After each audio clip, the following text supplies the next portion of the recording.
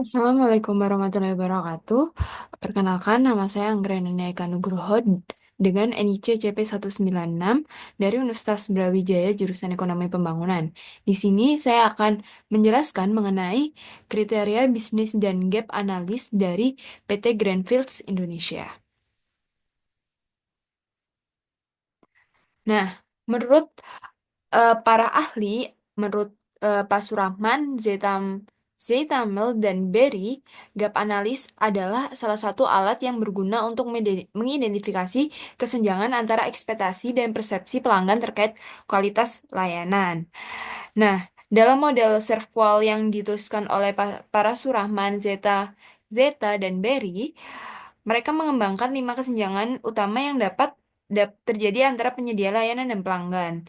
Gap ini meliputi perbedaan antara harapan pelanggan dan layanan diterima, serta perbedaan dalam pemahaman manajemen terhadap harapan pelanggan. Sedangkan menurut Van der Ots dan Webster pada bukunya yang berjudul Lectures on Currency and Patronage Nets, gap analysis dalam konteks manajemen proses bisnis adalah metode mengevaluasi perbedaan antara proses bisnis yang ideal, yang direncanakan atau diharapkan, dan proses proses yang sebenarnya terjadi yang sedang berjalan di organisasi tersebut. Nah, untuk kesimpulannya, gap analysis adalah alat yang membantu mengidentifikasi perbedaan atau kesenjangan antara kondisi atau kinerja saat ini dengan tujuan yang diharapkan. Gap analysis memungkinkan organisasi, lembaga pendidikan, dan penyedia layanan untuk merumuskan strategi dan tindakan perbaikan yang lebih baik. Seperti itu. Bisa kita next. Nah, untuk nextnya adalah tentang eh, teori mengenai kriteria bisnis. Nah, kriteria bisnis sendiri itu merupakan seperangkat standar atau kriteria yang digunakan untuk menilai kinerja suatu bisnis dalam berbagai aspek seperti keuangan, pemasaran, operasi, sumber daya manusia, dan lain sebagainya. Nah, kriteria bisnis adalah parameter-parameter atau persyaratan yang harus dipenuhi oleh suatu produk atau layanan agar dianggap layak dipasarkan dan dapat menghasilkan keuntungan yang memadai. Nah, contohnya seperti target pasar, harga jual, keunggulan produk, kualitas, dan lain sebagainya. Nah, selanjutnya kita kepada, kan kita sudah menjelaskan tadi kita sudah membahas tentang gap analis. Nah, ini adalah salah satu metode gap analis yaitu PES, PES analis. Nah, PES analis sendiri menurut Francis Joseph Alguilar, PES analis adalah alat analis yang digunakan untuk mengidentifikasi dan mempelajari faktor-faktor eksternal yang dapat mempengaruhi kinerja, strategi, dan pengambilan keputusan dalam suatu bisnis atau organisasi, yang ditulis dalam bukunya yaitu Scanning the Business Environment tahun 1967. Nah, Aguilar itu tidak secara eksplisit menggunakan istilah pest, tetapi dalam bukunya da- istilah PES dalam bukunya, tetapi konsep dasar yang perkenalkan kemudian berkembang menjadi PES analis yang terdiri dari 4 faktor utama, yaitu political, ekonomi, sosial, dan teknologi. Nah, untuk politikal atau politik adalah faktor politik mencakup kebijakan pemerintah, peraturan, dan stabilitas politik. Nah, faktor politik sendiri itu juga penting untuk dipertimbangkan karena bisa langsung berdampak pada peraturan industri, regulasi perdagangan, dan kebijakan perdagangan. Sedangkan untuk faktor yang kedua yaitu ekonomi, faktor ekonomi juga melibatkan eh, kondisi ekonomi makro seperti inflasi dan suku bunga. Faktor-faktor ekonomi juga mempengaruhi daya beli konsumen, sehingga biaya, biaya beli konsumen, biaya produksi, serta permintaan terhadap produk atau layanan. Nah, untuk faktor sosialnya sendiri meliputi demografi, gaya hidup, kebiasaan, dan nilai-nilai masyarakat. Nah, faktor ini juga membantu bisnis memahami perubahan perilaku konsumen, tren seperti tren budaya, dan ekspektasi yang dapat mengaruhi pasar mereka. Nah, untuk selanjutnya, faktor yang keempat yaitu adalah teknologi, yang mencakup inovasi teknologi, kemajuan ilmiah, dan tren teknologi yang dapat menciptakan peluang baru atau mengancam model bisnis yang ada. Teknologi juga mempengaruhi efisiensi operasional dan inovasi produk mereka. Nah, selanjutnya kita beralih kepada salah satu objek penelitian kita yaitu PT Greenfields Indonesia. Nah, PT Greenfields Indonesia adalah salah satu perusahaan susu kemasan yang berpusat di Malang, Jawa Timur, Indonesia, dan merupakan produsen susu terbesar di Asia Tenggara. Didirikan pada 14 Maret tahun 1997, perusahaan ini memiliki dua peternakan dan pabrik yang terletak di lereng Gunung Kawi di Malang dan Blitar.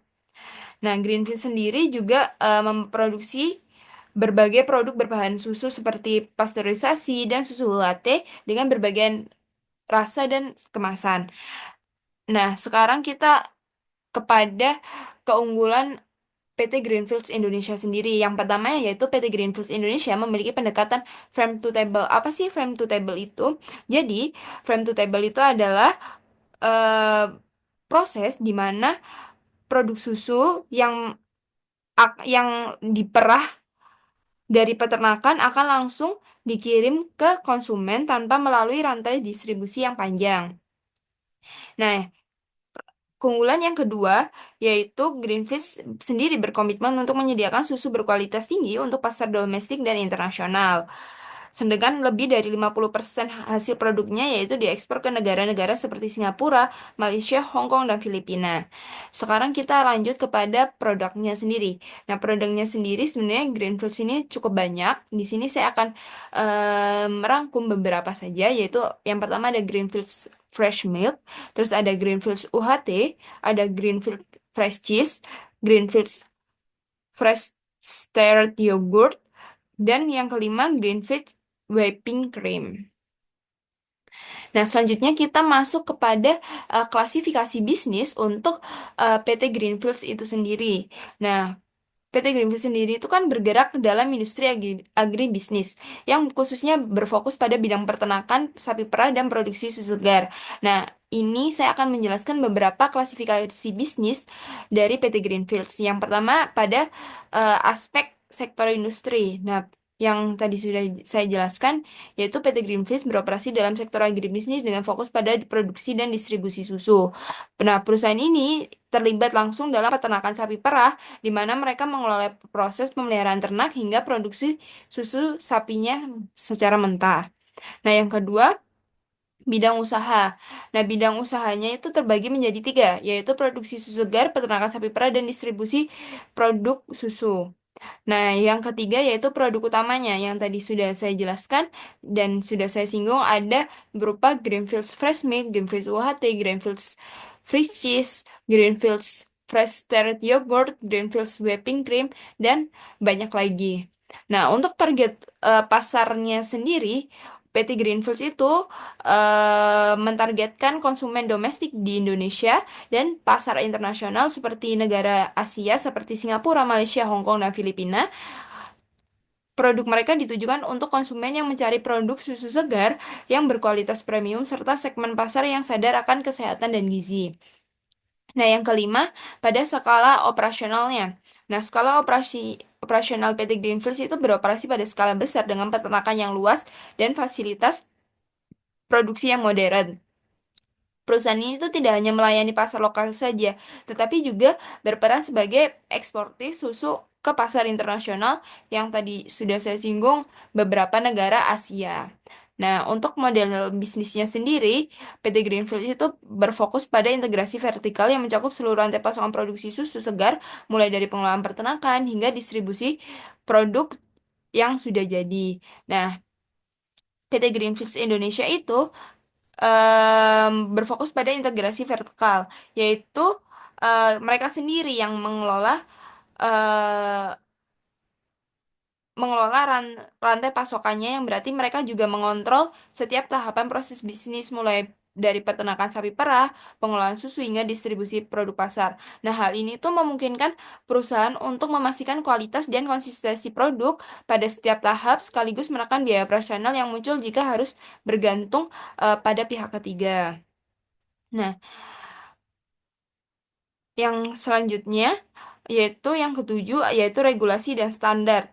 Nah, sebagai produsen susu segar yang beroperasi di pasar lokal dan internasional, PT Greenfield sendiri mengikuti berbagai regulasi dan standar yang berkaitan dengan keamanan pangan seperti Good Agricultural Practice atau biasa disebut GAP, yaitu pedoman bagi pertanian yang aman, efisien, berkelanjutan. Nah, pada sektor peternakan sapi perah, GAP itu juga mengatur tata cara pengelolaan peternakan yang meliputi kesejahteraan ternak, pakan berkualitas, manajemen air, serta pengelolaan limbah yang ramah lingkungan. Nah, hal ini memastikan bahwa PT Greenfields itu bisa mendukung kelestarian lingkungan dan menghasilkan produk susu yang aman dan berkualitas tinggi.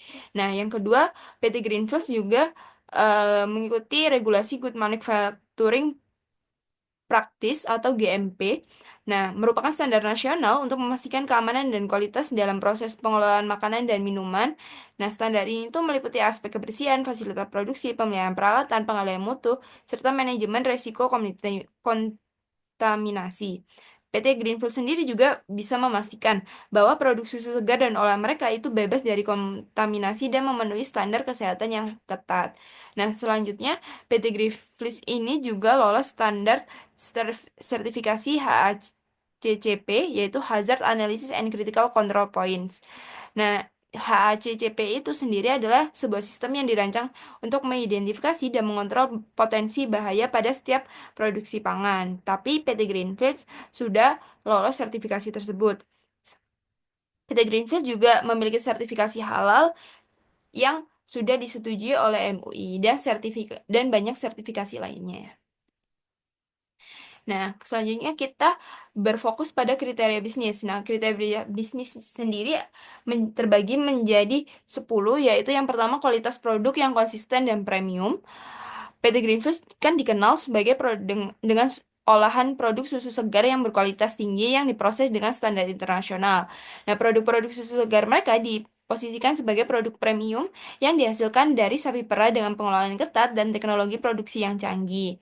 PT Greenfields sendiri juga konsisten dalam menjaga kualitas dan kesegaran produk mereka. Hal ini merupakan salah satu pilar utama bisnis dari PT Greenfields. Yang kedua yaitu integrasi vertikal dalam operasi bisnis. PT Greenfield sendiri mengelola seluruh rantai pasokannya mulai dari peternakan sapi perah hingga distribusi produknya. Yang ketiga yaitu penerapan teknologi modern dalam peternakan dan produksi. PT Greenfields menggunakan teknologi canggih dalam pengelolaan peternakan dan produksi. Sistem pemerahannya sendiri sudah otomatis dan pengelolaan pakan yang optimal serta teknologi perantai pendingin atau biasa disebut cold chain untuk distribusi susu segar agar susu segar tersebut sampai dengan di konsumen masih tahan lama adalah beberapa contoh penerapan teknologi yang hal-hal tersebut adalah beberapa contoh penerapan teknologi yang membantu perusahaan menjaga efisiensi dan kualitas. Nah, yang keempat yaitu kepatuhan terhadap standar dan regulasi internasional, yaitu tadi yang sudah saya jelaskan bahwa PT Greenfish beroperasi sesuai dengan standar dan regulasi internasional seperti GAP, GMP, HACCP, sertifikasi halal, dan banyak lainnya. Nah, yang kelima, PT Greenfield sendiri fokus pada sustainability atau keberlanjutan. Dalam operasional peternakan dan produksi, PT Greenfield berkomitmen terhadap prinsip-prinsip berkelanjutan. Hal ini mencakup manajemen limbah yang ramah lingkungan, pengurangan jejak karbon, serta menjaga kesehatan ternak. Hal ini berinisiatif berkelanjutan untuk menunjukkan tanggung jawab perusahaan terhadap lingkungan dan masyarakat. Nah, yang keenam adalah perluasan pasar lokal dan ekspansi internasional. Meskipun PT Greenfields ini sendiri berfokus pada pasar Indonesia, tetapi PT Greenfields itu juga memperluas pasar internasionalnya terutama pada negara-negara Asia tetangga. Hal ini menunjukkan kemampuan perusahaan bisa beradaptasi dengan kebutuhan konsumen yang beragam di pasar global dan domestik. Yang ketujuh, diversifikasi produk. Selain susu segar, PT Greenfields kan juga menawarkan produk olahan seperti yogurt atau keju. Nah, hal ini menunjukkan bahwa fleksibilitas perusahaan dalam merespon permintaan pasar dan tren konsumen yang berkembang serta memperluas portofolio produknya untuk menjangkau berbagai segmen. Nah, yang ke-8 adalah kepuasan dan edukasi konsumen. Sebagai produsen susu segar, PT Greenfield juga berfokus pada edukasi konsumen tentang manfaat produk susu segar dibandingkan produk olahan itu sendiri.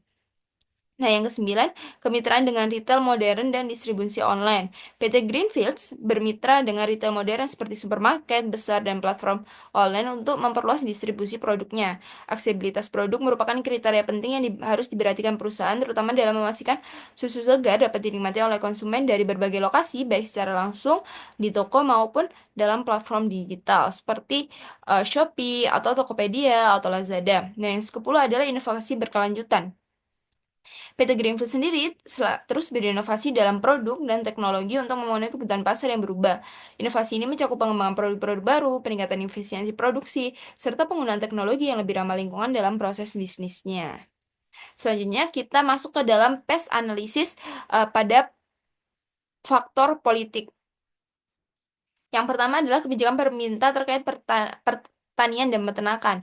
Pemerintah Indonesia sendiri memiliki kebijakan untuk meningkatkan sektor pertanian dan peternakan sebagai bagian dari swasembada pangan, termasuk dalam produk susunya. Meski demikian, impor bahan baku seperti pakan ternak dan produk susu olahan tetap diperlukan untuk memenuhi kebutuhan nasional. Nah, dikarenakan pemerintah ini membatasi untuk mengimpor bahan baku seperti pakan ternak, eh, sehingga PT Greenfields ini kesulitan untuk mencari eh, bahan baku seperti pakan ternak karena di Indonesia sendiri bahan baku seperti pakan ternak itu masih belum memenuhi kebutuhan dari beberapa produsen susu seperti itu. Nah, yang kedua adalah regulasi keamanan pangan. PT Greenfields itu beroperasi di bawah peraturan ketat terkait keamanan seperti Badan BPOM, yaitu Badan Pengawas Obat dan Makanan dan sertifikasi halal dari MUI. Nah, kegagalan mematuhi regulasi ini bisa menyebabkan mendapatkan sanksi dan hilangnya kepercayaan konsumen. Nah, yang selanjutnya yaitu dukungan pemerintah terhadap produk ekspor. Pemerintah Indonesia sendiri memberikan dukungan bagi ekspor produk-produk unggulan termasuk susu. Kebijakan ini mendukung PT Greenpeace dalam melakukan ekspansi internasional, terutama ke negara-negara Asia Tenggara seperti Singapura, Malaysia, dan Hong Kong. Nah, yang selanjutnya yaitu adalah stabilitas politik dan ekonomi. Stabilitas politik yang memadai di Indonesia membantu keberlangsungan operasional bisnis. Namun ketidakpastiannya juga bisa eh, mempengaruhi kebijakan ekonomi dan tarif impor ekspor yang akhirnya berdampak negatif pada biaya operasional dan ekspansi perusahaan. Nah, selanjutnya kita ke dalam faktor ekonomi. Yang pertama yaitu pertumbuhan ekonomi di Indonesia itu sendiri. Indonesia adalah salah satu ekonomi terbesar di Asia Tenggara. Hal ini menciptakan peluang besar bagi PT Greenfields untuk memperluas pasar produk susu segar premium dan meningkatkan pendapatan per kapita untuk mendorong konsumsi produknya yang berkualitas tinggi. Meski terdapat beberapa tantangan terkait daya beli, sebagian besar populasi yang masih sensitif terhadap harga. Hal ini perlu diperhatikan lagi.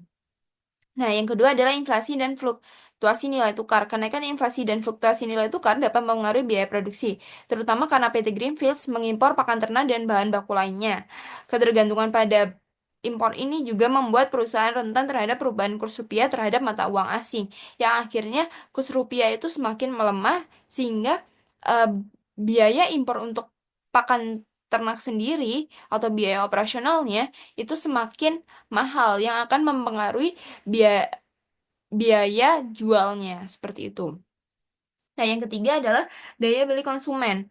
Daya beli sebagian besar masyarakat Indonesia itu masih memilih produk susu olahan yang lebih terjangkau dan memiliki masa simpan lebih lama dibandingkan susu segar seperti susu UHT. Nah, hal ini juga menjadi tantangan bagi Greenfields untuk memasarkan produknya dengan harga yang lebih tinggi di pasar lokal, yaitu sus- eh, produk fresh milk. Nah, yang selanjutnya adalah pertumbuhan industri susu dan konsumsi per kapita. Konsumsi susu per kapita di Indonesia sendiri masih tergolong rendah dibandingkan negara-negara tetangga seperti Malaysia dan Singapura. Namun, kampanye gizi juga dari pemerintah dan peningkatan kesadaran akan manfaat susu segar akan membuka peluang untuk pertumbuhan permintaan susu di masa depan. Selanjutnya, kita berlanjut pada faktor sosial. Yang pertama yaitu adalah kesadaran masyarakat akan kesehatan dan gizi. Ada beberapa tren yang berkembang di Indonesia mengenai pola hidup sehat dan peningkatan kesadaran masyarakat. Hal akan pentingnya nutrisi, hal ini menciptakan peluang bagi PT Greenfields untuk meningkatkan penjualannya dan permintaannya di masa depan. Nah, yang kedua, preferensi konsumen terhadap susu segar. Meskipun ada persepsi tentang manfaat di kalangan masyarakat Indonesia bahwa produk susu olahan seperti susu AHT lebih praktis dan ekonomis, tetapi PT Greenfields juga perlu mengedukasi konsumen mengenai manfaat susu segar untuk meningkatkan perluasan pasar mereka di pasar domestik. Nah, yang ketiga adalah pertumbuhan urbanisasi dan perubahan gaya hidup. Peningkatan konsumsi makanan dan minuman sehat.